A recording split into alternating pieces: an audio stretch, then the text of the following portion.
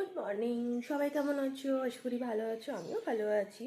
দেখো এখন 7:30 বাজে আর আমার বাবানকে এখন ঘুম থেকে ওঠাবো, স্কুল আছে। বাবানকে ওঠানোর আগে দেখো, ওই দেখো বাইরের দিকে তাকিয়ে বসে আছে, সকাল থেকে শুরু করে দিয়েছে, রাস্তা দিয়ে কে যাচ্ছে না যাচ্ছে, ওর বাড়ির সামনে দিয়ে কারো যাওয়া চলবে না।